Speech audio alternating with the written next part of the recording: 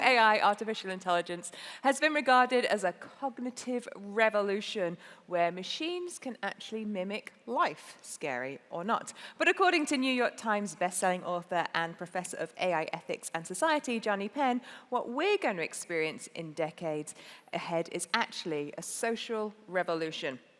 Jonnie's an affiliate at the Berkman Klein Center at Harvard University, a fellow at St. Edmund's College in Cambridge, and an associate fellow at the Leverhulme Center for Future of Intelligence. And he was also formerly a fellow, MIT Media Lab Assembly Fellow, as well as a Google Technology Policy Fellow, and a fellow of the British National Academy of Writing and Popular Broadcaster. That's a lot of fellows in one sentence. Why don't we meet the man himself? His name is Jonnie Penn. Please welcome him.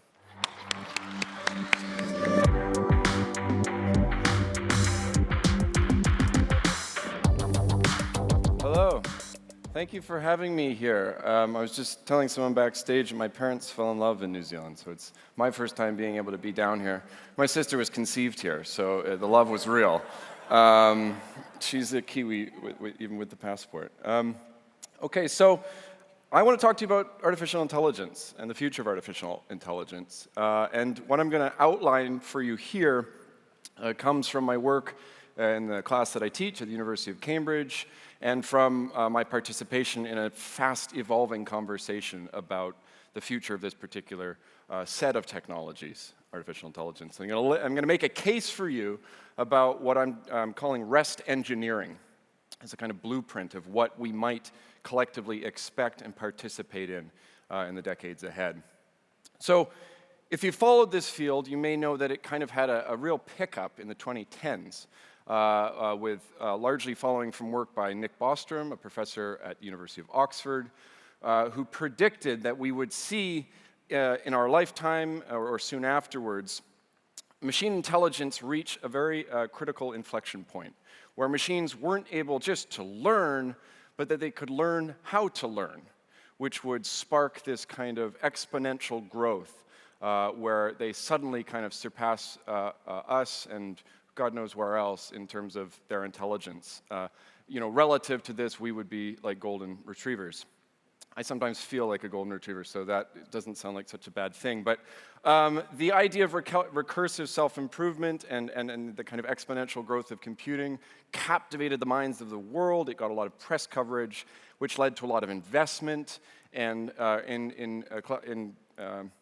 alongside some major breakthroughs in the field led to this kind of renaissance, they call it, in machine learning in the 2010s, which we're kind of mid-swing on right now. Now, I disagree with this framing. I challenge Professor Bostrom on this idea because I don't think it actually gives us the best picture of what is happening or what we can expect. So I'm going to make a case for why I think you should look at this a bit differently. But to do that, I need to give you a quick kind of state-of-the-art, kind of what's happening now. And to do that, I need to go back in time a little bit, actually ages, to be honest. I have to go back to the distant past of 2017. And this was a graphic I first saw at a major machine learning conference in Los Angeles that caught my attention. And I thought it was a really simple example of what these tools actually do. Because we might read about AI, but what does it actually, what's underneath the hood? What can one expect and how these tools operate? You see here a team at Queen Mary University of London trying to beat the game Space Invader, or something like it. And this is a human player. And what they thought is, can we design an algorithm, a machine learning model, that plays this game so many times that it can start to recognize the pattern that can kind of dominate this game? And so you can think of AI, as machine learning in particular, as kind of pattern recognition on steroids. And this is what it looks like when you have a machine do that. When I first saw this, I thought, shit. My kids are going to be unemployed. I might get, how do we as a species kind of coexist with a competency like this? I'll give you another example of kind of max difficulty. And it beats the game. And the critical insight which is just, again, to train your intuition about how these tools work, is this model is really good at this game and absolutely nothing else. It has no idea about what the world is, of how physics works, of what experience is. It is not cognitive. It is statistical. It is looking for the pattern that lets the machine player win. And so now what I want to do is outline kind of, if that's a tool, having this pattern recognition on steroids, how have people started to use it, and how can we expect that use to change in the decades ahead? So here, to go back to the even more distant past, 2014, I'll give you an example of some progress in what we're now calling generative AI. And this is generative visuals. Because if you think about it, a face is a pattern, right? And you can see this is kind of an early attempt of asking a machine learning algorithm to after being shown thousands of faces, demonstrate for me a face that isn't in this data set. Like, show me the signature of what a face would be. And this is as far as it could get in 2014, but it's doing well. It's got a nose, it's got eyes, it's got lips. 2015, introducing color pictures to kind of increase the resolution. You see, teeth are white, and eyebrows or hair is brown, things like that. 2016, iteratively, a little more progress. And then 2017, where things are starting to get really exciting. You can see here, this is actually trained on a data set of celebrity photos. So this is, researchers called this, the celebrities that do not exist. This guy looks like he could be on your television, but he doesn't exist. And then 2018 is when it kind of reached the benchmark of being difficult to spot. So which of these two people, in your opinion, is real? The answer is neither of them. The algorithm just found the pattern. It found the signature and can recreate all different types of that signature to create. You can actually, on your phone right now, I think the website is peoplethatdonotexist.com, and you can pull up imagery that in the business world, if you are spending lots of money on models and buying people's likenesses, suddenly there's this kind of new market for people that do not exist, that you don't have to necessarily, like AI might decimate the modeling industry. I don't think that'll happen, but let's keep going. Okay, so I've talked about image generation. What else could be generated? Well, if you've been reading the news lately, you've, I'm sure, seen ChatGPT, which is a large language model that is doing the same basic technique, trying to kind of reach into the statistical patterns, in this case not of faces, but of language, and to try and understand how these things fit together. And if you've used it, you can see it can be quite powerful if you prompt it in the right ways. It can give you advice of who to vote for. It can give you advice of how to run a social media campaign. It can give you advice it can give you medical advice. Or veterinary advice. And I'm already starting to hear anecdotes of people saying, yeah, the doctors couldn't figure out what happened to my friend's leg, but I put in all his symptoms and I found something that they hadn't thought about. Anecdotally, this is working. The trouble, of course, as I'm going to talk about in this session, is that this is not a licensed practitioner. If you were to follow everything OpenAI would say, you can get into a lot of trouble. That's one of the kind of constraints of using this technology. But the bulk of the use, a la the internet, isn't necessarily that refined. The internet's mostly cats and porn. And we see with this stuff, it's not so dissimilar. So a use online, recently I saw, write a biblical verse in the style of King James Bible explaining how to remove a peanut butter sandwich from a VCR. This is changing humanity here. And it will give you an answer. It came to pass that a man was troubled by a peanut butter sandwich, for it had been placed within his VCR, and he knew not how to remove it. You can roll with this if you want. This will be very important for Dungeons and Dragons players. Kind of scripting. The creative uses are thick here in terms of inspiration. And one piece of advice I want to share with you is if you've not used OpenAI yet, or ChatGPT, to try it. Because actually, the best way to grow comfortable and to see what these things can and cannot do is to try them, to get exposed to them. Same way as social media and the internet back, depending on how old you are, that you may have experienced in your lifetime already. And a little tip there, if you want to kind of shape your prompt, what you're going to put in to ask the machine to do, to give it a role. You can say, answer as if you were an accountant, answer as if you were a lawyer, answer as if you were a comedian. Give it a task, design my next post for social media, tell me a creative line for a birthday card. And then a format, I want it in bullet points, I want a chart, et cetera, et cetera, et cetera. The strength of this tool is in its permutations. I could not distill the range of things you can do with this because it's been described as a calculator for words. You're effectively conversing with the internet, which is what primarily it's been trained on, to a fault. Because as you'll also notice, many of the answers in this iteration are called kind of broetry. It's a lot of kind of tech speak that is actually pretty vacuous. And others have called it mansplaining as a service because it answers with absolute confidence, sometimes incorrectly, about what it thinks is right.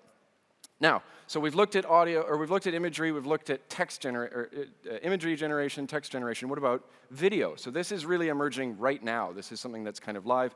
And some of you may have seen the clip I'm about to show, in which the creator looked for the kind of signature, or trained on the signature of the Harry Potter characters, that cast, and then merged it with, well, I'll just show you. You are Balenciaga, Harry.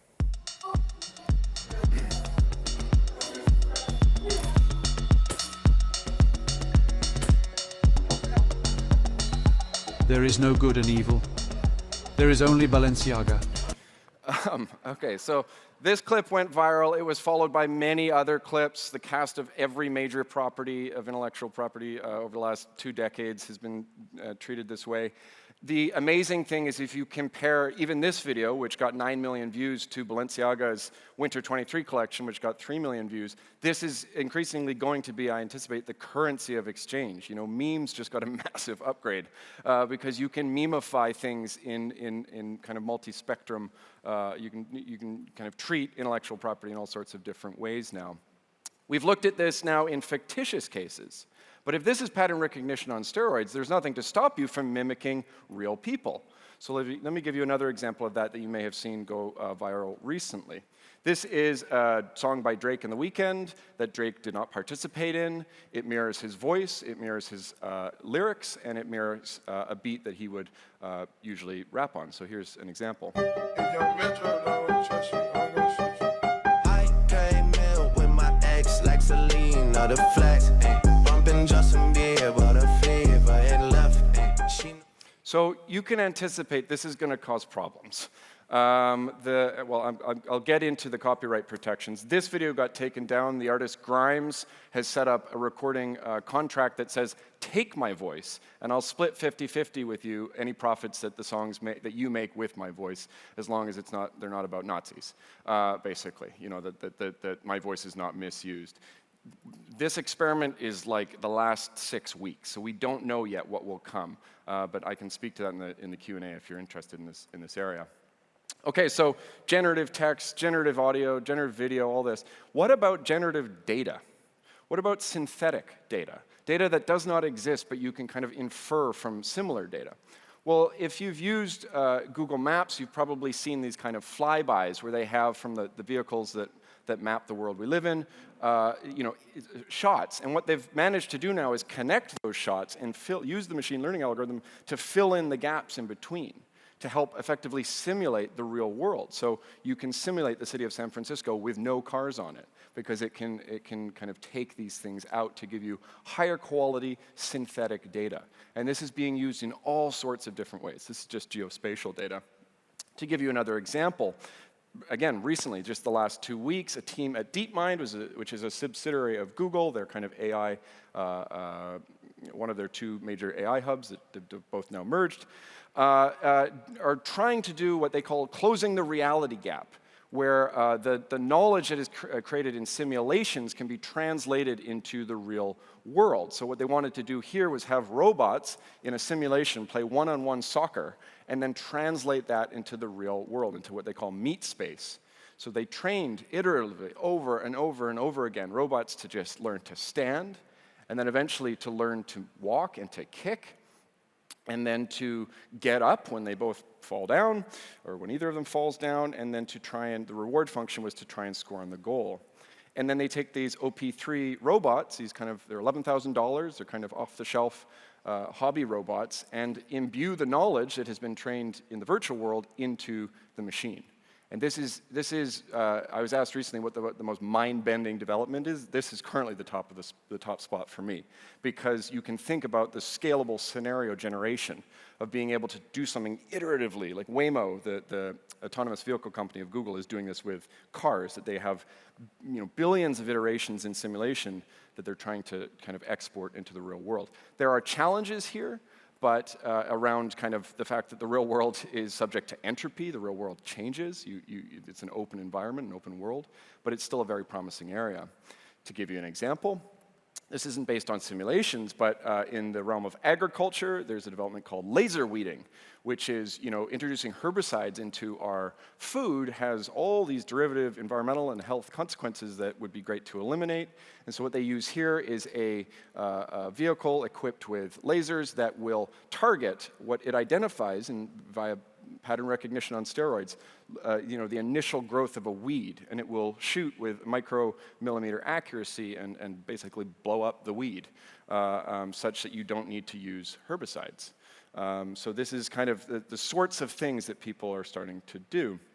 And so I said before, I don't agree with the framing of a cognitive revolution, in part because cognition is not just intelligence.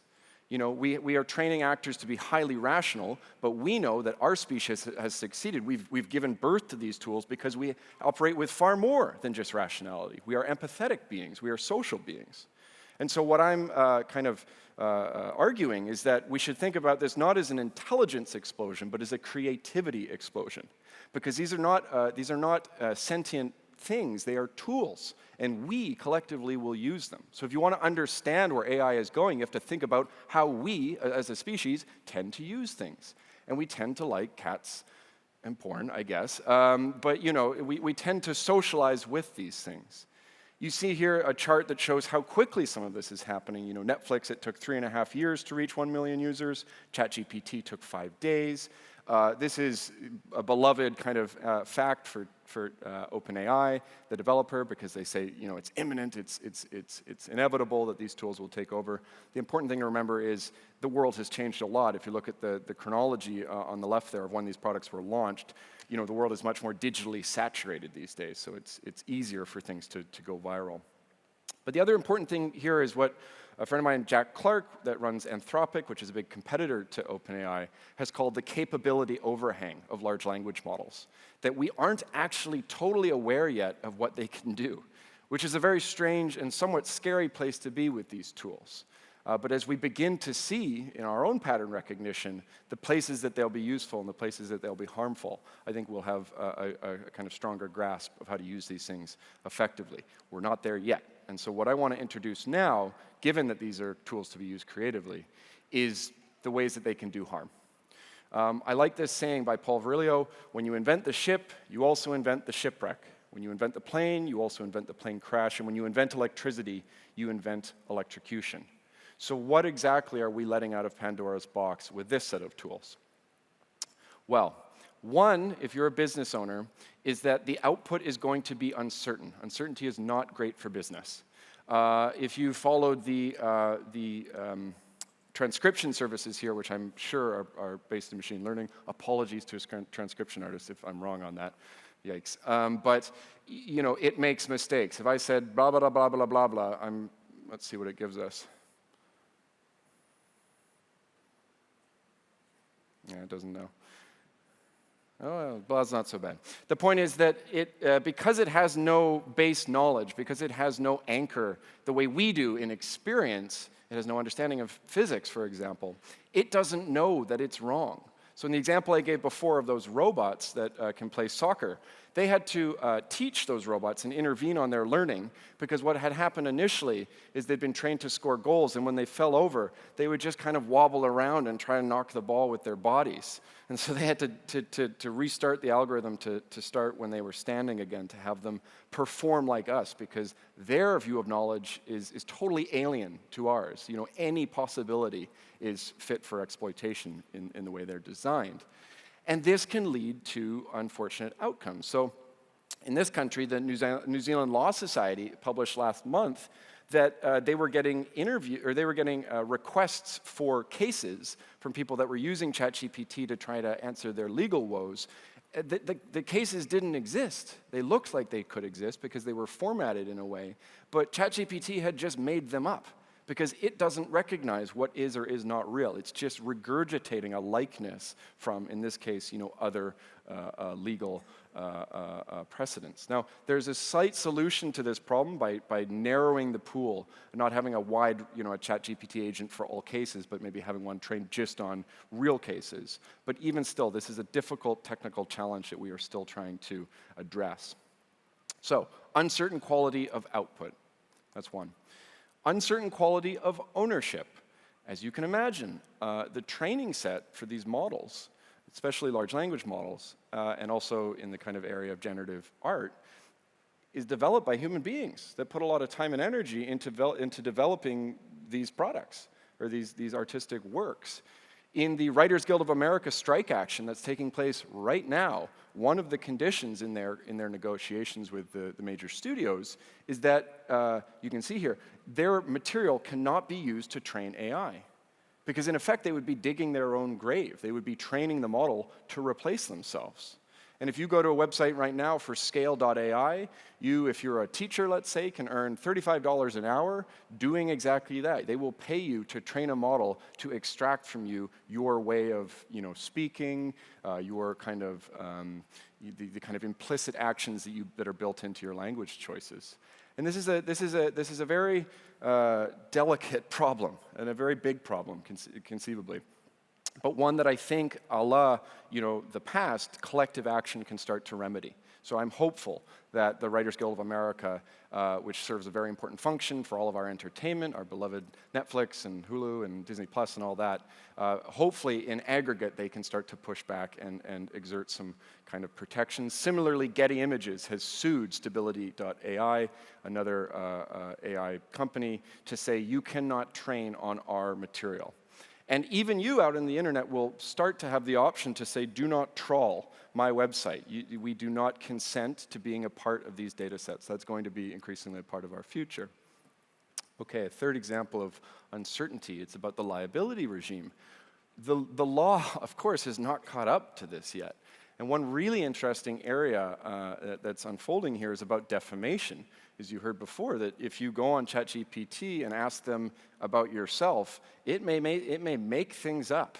It said I was a part of a comedy troupe. I'm not a part of a comedy troupe. And then if I asked it who is a part of that comedy troupe, it didn't say me, because it's this kind of alien knowledge. It's not even internally coherent. But this can cause real problems in certain cases because, as we've seen recently with a mayor in Australia, it said that he'd served time in prison, when actually he was the whistleblower in that case that had called attention to the crimes being done. And so he's now launching a lawsuit against Microsoft. And the tech companies kind of brazenly know this. They're ready to fight the legal fight. But it is a live issue in so much as we, as citizens of the planet in our different locales, will have to fight back to assert what is right and what is wrong. Okay, so those are some of the technical challenges. What about just blatant abuse, of people seeking to be malicious? This is an interesting case from Arizona, where a mother answered the phone and her teen daughter said, "Mom, I've been kidnapped. I need $1 million. These people are asking for $1 million." And she panicked, of course. They said, "Do not call the police or this will escalate." You can imagine what would be going through, what a call to receive, your daughter's voice. By luck, she found out that it was not her daughter, because she reached her daughter and said, "Mom, what the hell are you talking about?" But this case is going to proliferate. If we can model Drake's voice, Drake has an army of lawyers on his side. In individual cases, these kind of predatory attacks are going to become more and more prevalent, and we will have to kind of upgrade the information infrastructure we exist upon to try and weed them out. This is a very dramatic case, but it, I think, highlights the sort of things that are possible.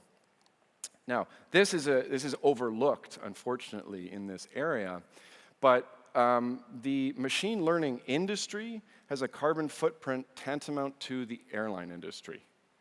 And these are early days. So to think, and this is something I feel quite passionate about, to think that amidst the rainstorms and the landslides and the flooding that you guys have suffered here, where I'm from in Western Canada, we've had massive fires, our access to groceries was cut off because of landslides. To think that amidst the climate instability that interrupts our very survival, we would kind of abandon the ways we have lived in order to introduce these things into the ways we vote, shop, entertain ourselves, etc., seems like a ticking time bomb.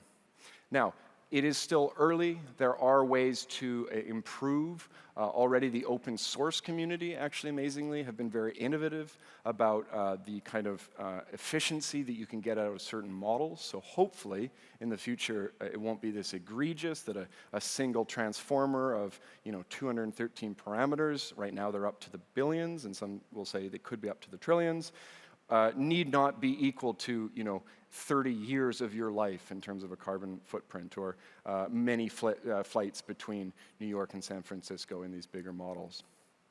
I think about each model right now as an invisible skyscraper. We don't see it, but the kind of environmental impact is equivalent to having this massive skyscraper built all around us. Okay, so this is another kind of thick challenge to get through. What do we do? Because we're caught at this nasty crossroads where, this is a very powerful set of tools. This is a fascinating, what a moment to be alive, that we get to see this extraordinary scientific and technological development. There's unanimous excitement about what these tools can do, and yet they have these difficult, thorny, and maybe insurmountable challenges kind of baked into them. So, there's a community in AI ethics that works on things like bias, that works on things like transparency, accountability, explainability, trying to draw out the information to say, oh, that's where it got this idea, and that's where it got this idea. Let's cut it off from training in this area. Let's not train it on Reddit. Let's train it on PubMed or a kind of database of veterinary medicine, and we will get through some of those challenges. But the bigger kind of campaign and the bigger counterculture that I'm seeing grow, that I find really exciting, I'm going to describe to you this way. If you grew up playing music, you know that there are notes and there are rests. You need both. If you were to play music with all notes and no rests, it would be cacophony. You have to engineer the break. You have to deliberately choose to pause so that when the note comes in, it comes in and has some emotional resonance. I think the era of digital technologies that we have grown up in, that I have grown up in, has been maximalist. We just want it everywhere. We talk about it like it's the next oil. Data's the next oil. Just, go mad with it. And I think this is going to be, that we're going to look back on that as antiquated, because the environment can't stomach it, and it's actually not the best use of these tools. So as in music, I'm advocating for something called rest engineering, where we start to deliberatively and with precision isolate the areas that it's just not needed. Let me give you an example. This is a team at Princeton that have started to look at, just on the technical level, the areas in which these tools can be of value and the areas that they can't. This is called AI snake oil. I encourage you to check it out and to follow this team. They're really good on this issue if you're interested in it. But we know it's useful on perception. We know if you've used Shazam for music recognition that it can pick up, even in a noisy room, the song that you wanted to identify. Or, it can identify a tumor or identify, on your skin a mole that may be cancerous. Perception is something that this pattern recognition on steroids is very competent at. Automating judgment is something we're getting better at. Recognizing spam, although spam is always evolving. Recognizing content. If you are on Spotify, you liked this album by Van Morrison. Maybe you'd like this album by the Beach Boys, if you like that stuff. The point is that automating judgment is kind of a middle ground where these tools we think can be useful. The area that there's going to be a battle over, because it is scientific, it's more pseudoscience than science, is about predicting social outcomes. Because if you think that you can predict policing, you are wrong. And if you don't believe me, you can talk to any criminologist, because that's not how crime works. Crime is a symptom of other causes. And so if we try and treat these things as if the future is foreclosed, as if people are, a team in China developed an algorithm to look for the face of a criminal, or a team in San Francisco looked for the face of someone that is homosexual, we will do a lot of harm. And we don't need to do this. This is an area that we can kind of insert these moratoriums and bans and pauses so that we're getting the best of these technologies without suffering the worst. And this is happening. That's the exciting part.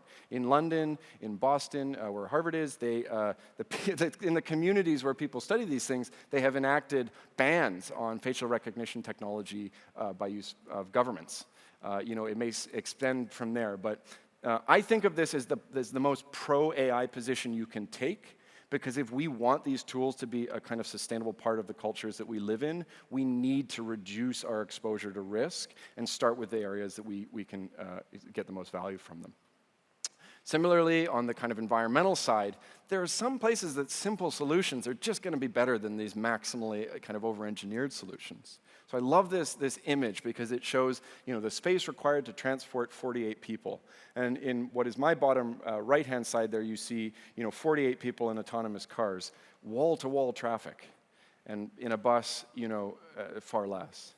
And I think this is indicative, it's a reminder of the fact that working with solutions that we already have and not assuming that the future will be ubiquitous AI, that the things that we've already kind of achieved as efficiencies is something that we ought to maintain and do more of.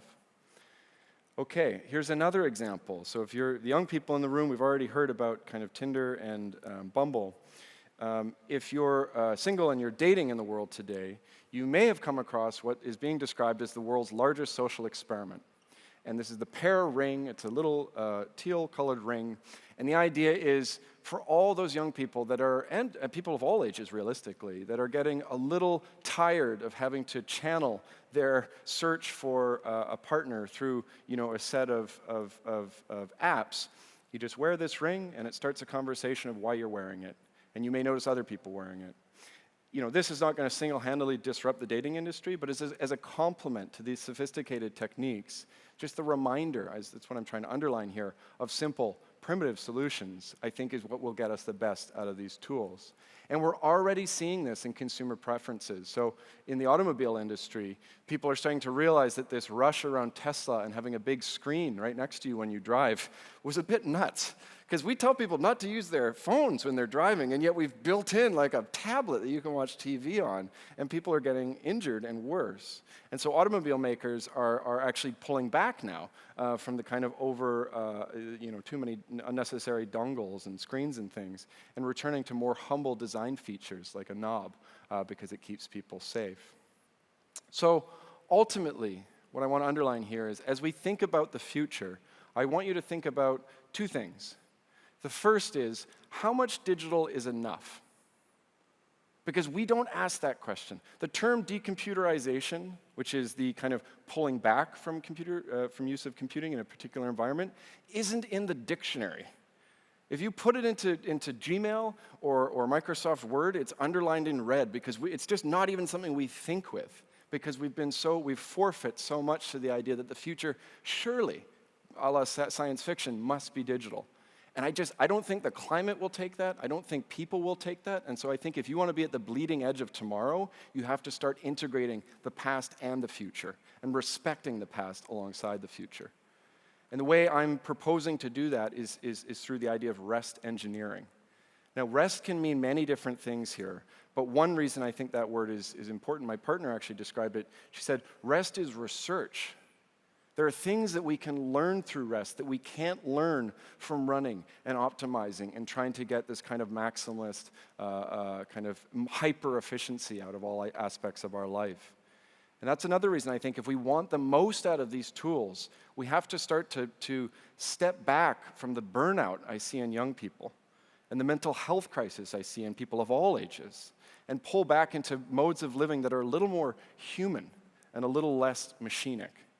And so that's my pitch for what I'm seeing as the kind of blueprint of AI's next chapter. There are incredible things coming, and equally there's an opportunity for us to match technical innovation with social innovation. And to, in the same way that the Industrial Revolution introduced the weekend, or help to formalize the existence of the weekend. You know, we should start to think about these as tools to design with, to engineer our society with. And it could be a 3-day weekend, it could be paid childcare. Some of these ideas are not new, but it could also be afternoon tea. It could be creating experiences that are as charismatic as the digital tools we introduce. That's a piece of advice I give parents who say, my kids are addicted to technology. I say, well, what could you design? What sort of in-person experiences are as captivating as TikTok? Because I think there are actually many, but we forget the rituals, we forget the ceremonies, and we forget the traditions that other cultures have known for a long time ought to be a part of our lives. So with that, I'll bring it to a close, but thank you again for having me here, and I hope you enjoyed my talk.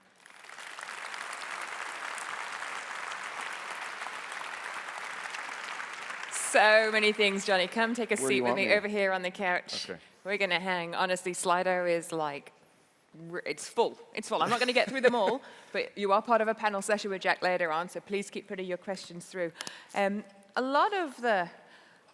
There's quite a few questions about the end of the world because of AI. We won't go there. Let's talk a little bit about perceptions from what are seen as key leaders around AI in the tech space. So we know that Wozniak and Musk are going, hey, AI is evil, we need to sort of put reins on it. We need to wait for legislation.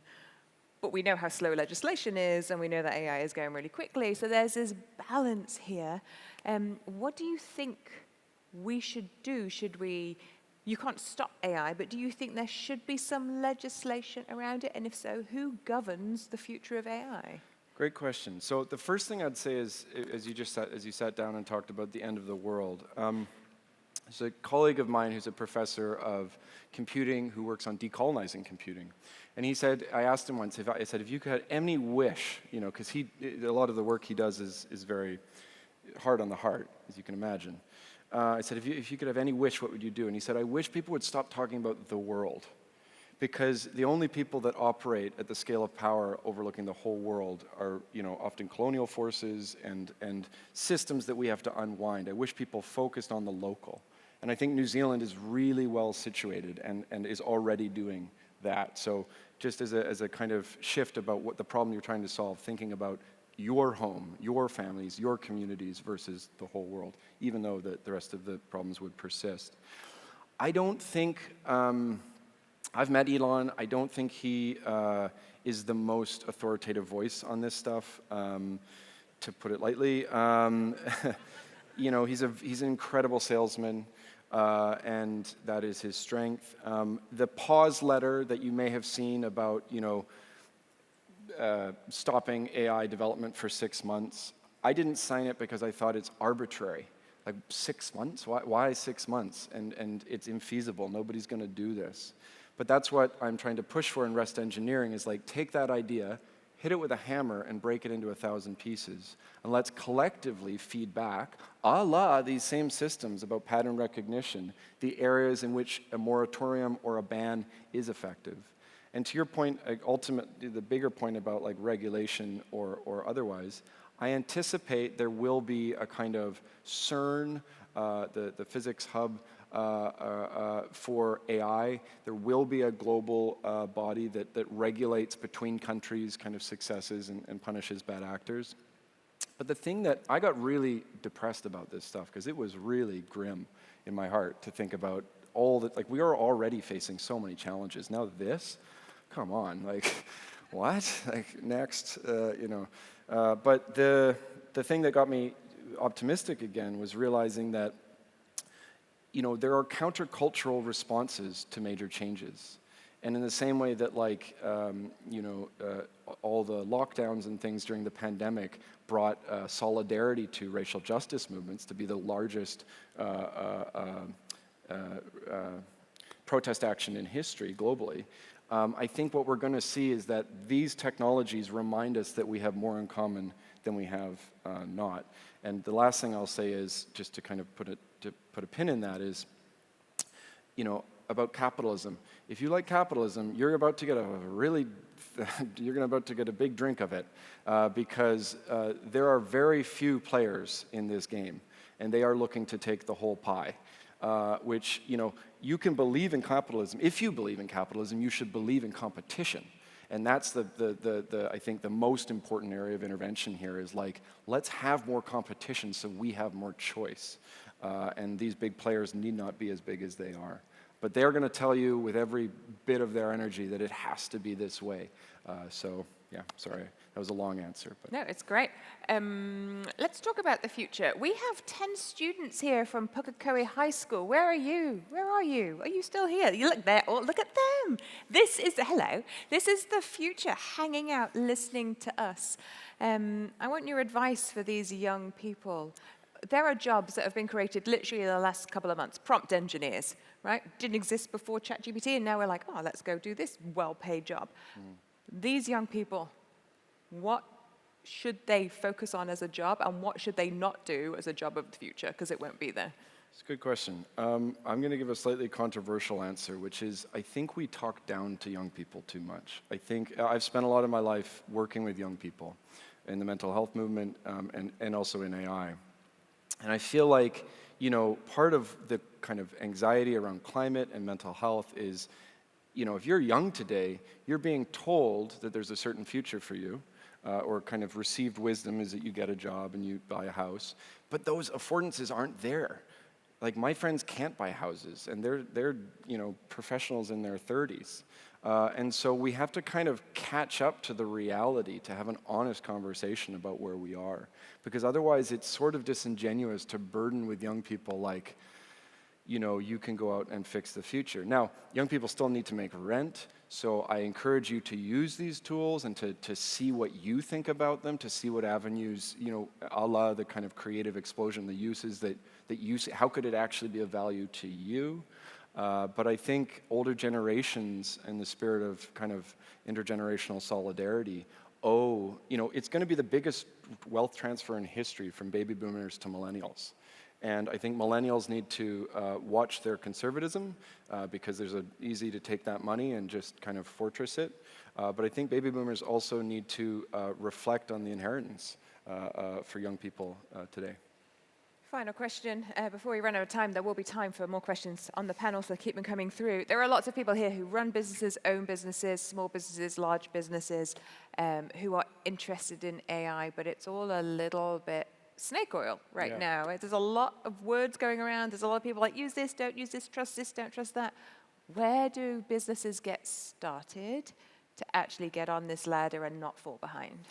It's a good question. I think starting small, obviously, is one solution. I think, following people on Twitter that are into the AI space is another way to just kind of keep abreast to it. There's a lot of activity, investment activity right now. There's just a fleet of startups that are going to try and solve that problem for you. But I'm going to give you a kind of unusual answer to that. I would also encourage you to write what I call a decomputerization statement. Because the truth is, everybody in the world is going to be competing with these digital solutions. What is the part of your business that cannot be digitized? And thinking of that as a value proposition and owning that and owning the culture of that and the humanness of that to find your cult, as we heard earlier, or your community. And I don't want to play down the difficulty of finding the solutions, but I think if you can walk the kind of balance of the kind of in-person culture and starting small and looking for ways that prompt engineering in particular can kind of improve your understanding of your field, that's a strong starting point. Amazing. We could talk forever, but we haven't got time. We've got more time in the panel, so you will be back. But for now, please give a round of applause to Jonnie Penn. Thanks, guys.